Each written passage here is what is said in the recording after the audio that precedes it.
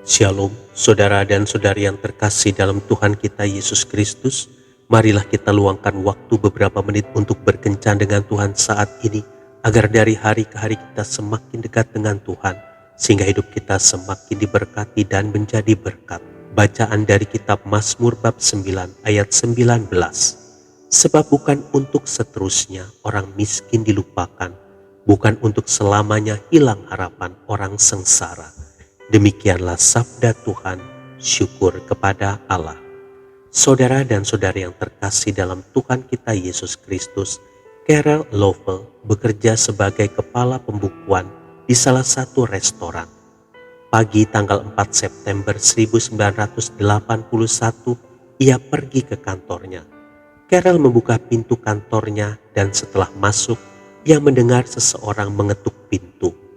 Setelah pintu dibuka, tiba-tiba pria yang baru saja diterima sebagai satpam di kantornya itu langsung mendorong Carol ke dinding dan berkata, "Cepat buka lemari besi itu, atau aku akan membunuhmu." Karena takut, maka Carol segera membuka lemari besi dan menyerahkan semua uang yang ada di dalamnya. Pria itu memerintahkan Carol untuk memasukkan semua uang ke dalam tas yang telah disediakannya. Kemudian ia menarik Carol ke ruang istirahat dan memperkosanya. Setelah itu ia menembakkan 2 peluru tepat di kepala Carol. Darah segar mengalir dari kepala Carol, tetapi Carol masih dapat bertahan dan berdoa, "Tuhan, bantulah saya takut, berilah saya kekuatan." Setelah berdoa, Carol bangkit berdiri dan berkata pada dirinya, "Saya ingin hidup, saya tidak mau mati." Dengan susah payah, Carol berjalan untuk meraih telepon dan ternyata telepon itu tidak dapat menghubungkannya keluar. Menyadari akan hal itu, maka Carol tertatih-tatih pergi ke ruangannya sambil berteriak memanggil seseorang yang dapat menolongnya. Carol sempat memerintahkan seorang pelayan restoran untuk memanggil ambulans. Ketika Carol sampai ke ruangannya, ternyata pria itu masih ada di sana. Kemudian pria itu kembali menembak kepala Carol sebanyak 3 kali lagi. Seketika Carol rebah, tetapi ia masih tetap sadar.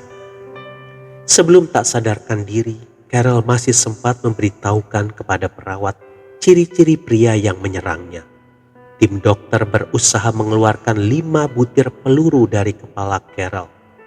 Linda, saudara Carol, begitu setia menjaga dan membisikkan kalimat-kalimat positif untuk membangkitkan harapan di hati Carol. "Carol, kau akan segera pulih. Kau pasti berhasil melalui masa kritis. Jangan biarkan terjadi pembengkakan di otakmu dan jangan biarkan tubuhmu terus berdarah." Tim dokter heran karena tidak terjadi pembengkakan pada otak Carol.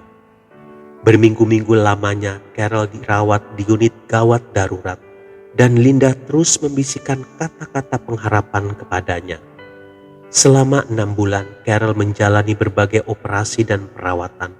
Akhirnya ia dapat berjalan kembali walaupun salah satu lengannya kehilangan fungsinya.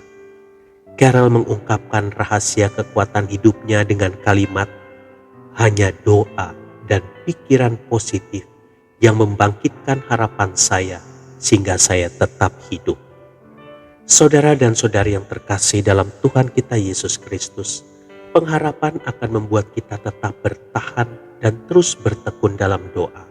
Pengharapan menjauhkan kita dari pandangan yang pesimis dan sikap pengecut yang selalu lari dari kenyataan hidup. Karena besarnya kekuatan sebuah pengharapan, maka Kongres Psikiatri di Madrid, Spanyol menghasilkan kesimpulan. Kekuatan tunggal penyembuhan yang paling penting adalah harapan. Harapan untuk sembuh, harapan untuk mengasihi dan dikasihi, dan harapan untuk berhasil. Tuhan Yesus memberkati. Marilah kita berdoa dalam nama Bapa dan Putra dan Roh Kudus. Amin. Bapa, kesaksian yang kubaca hari ini menyadarkanku betapa bahagianya aku yang memiliki harapan yang pasti di dalam Yesus. Aku bersyukur padamu di dalam nama Tuhan Yesus. Amin. Dalam nama Bapa dan Putra dan Roh Kudus. Amin.